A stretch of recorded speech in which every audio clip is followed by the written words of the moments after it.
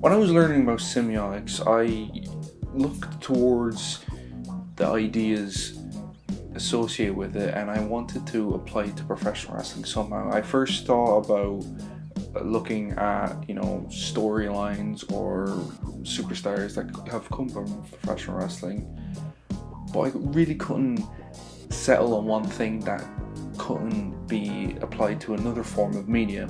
I thought until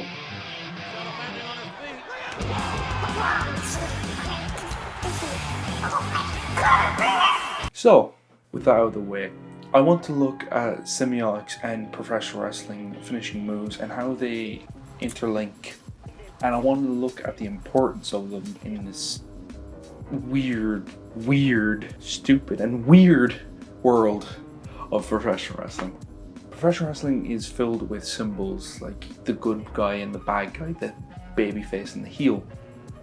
That's the two pillars of a professional wrestling match.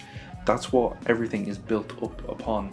Right, you might be asking yourself, Nathan, what the hell is a finishing move and what are you doing in my house? A finishing move is a wrestler's secret weapon, their signature move or submission that almost every time they use it, they win.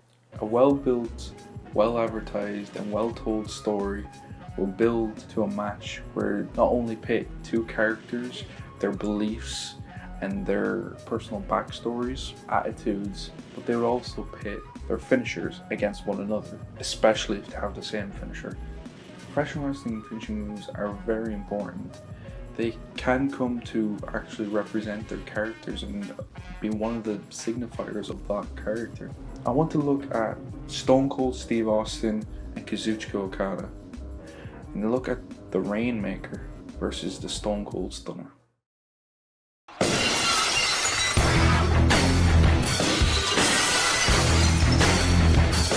Let's start with the one you probably know, Stone Cold Steve Austin. A cold-blooded Texan with a "you" attitude, he is the biggest star to ever come from wrestling. Now, The Rock and John Cena have crossed over to the mainstream, more so, but as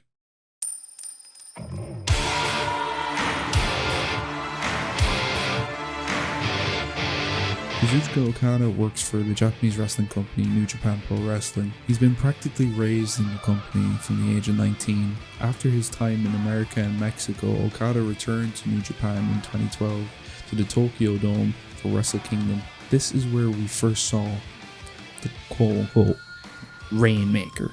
Looking at the first Rainmaker, it looked kind of bad, but Okada pressed on to challenge for the IWGP World Heavyweight Championship. The next month, going into the New Beginning shows, nobody expected Okada to win.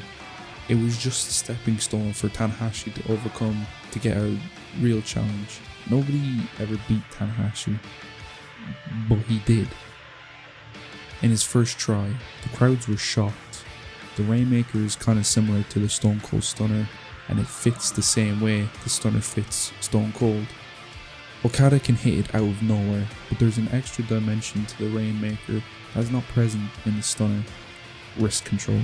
This small little detail has been part of some of Okada's best matches of his career. Okada struggles to win. He has to overcome his opponents and outsmart them. This point in an Okada match is where the audience knows Okada is on the verge of losing, holding on to the final move that will win him the match.